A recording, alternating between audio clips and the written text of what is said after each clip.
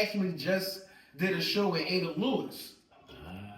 And they found out that when I did the show at Ada Lewis, they found out that I went to King at that time. So they told King that one of your students is here and they doing a show here, da da da da da.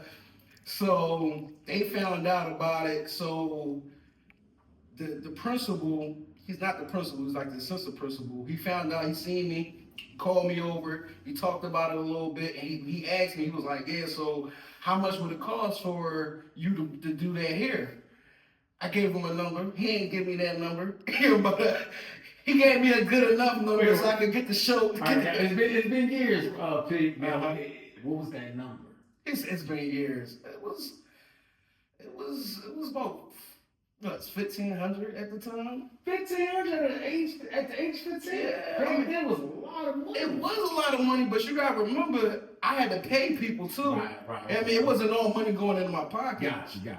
So, but I kind of needed more than that. But since it was my school, people just, and it was some people that just got to do it for free. And I'm like, just do it for the shirt for me, please. This is my school. I go here.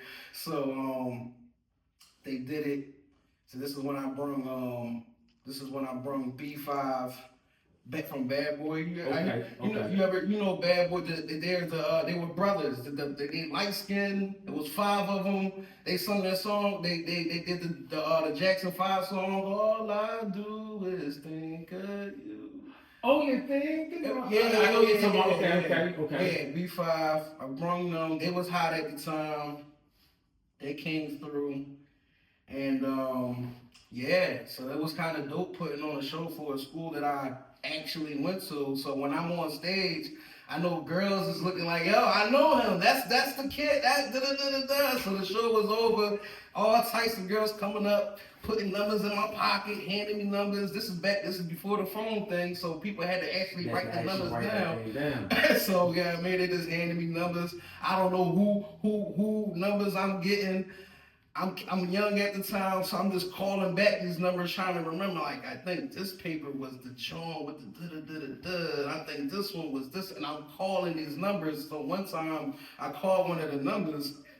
I thought it was somebody else. I thought it was another girl that gave me a number.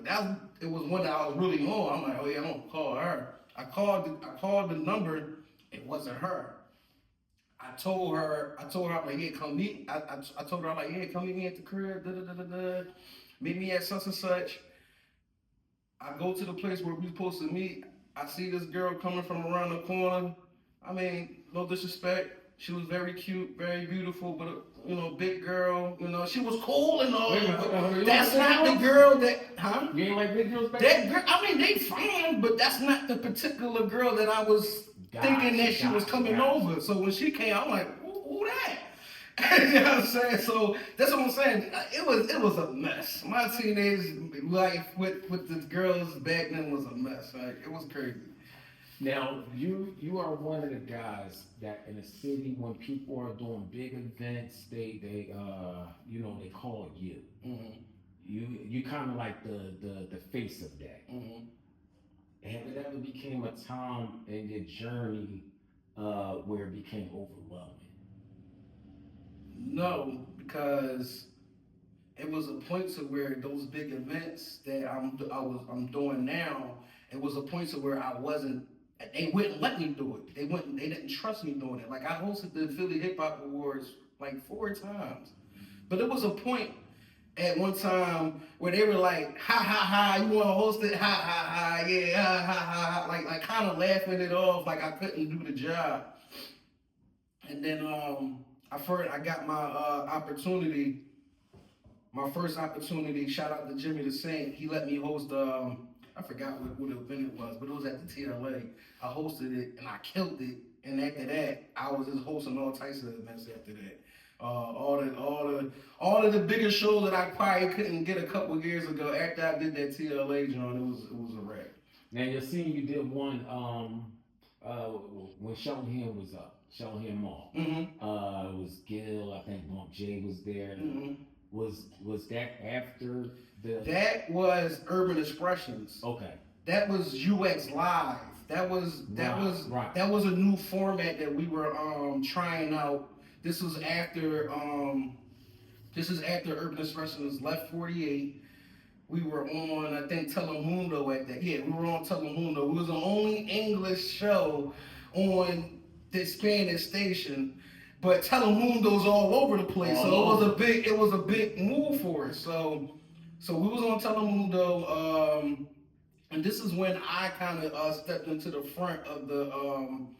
I was like the main host on the show.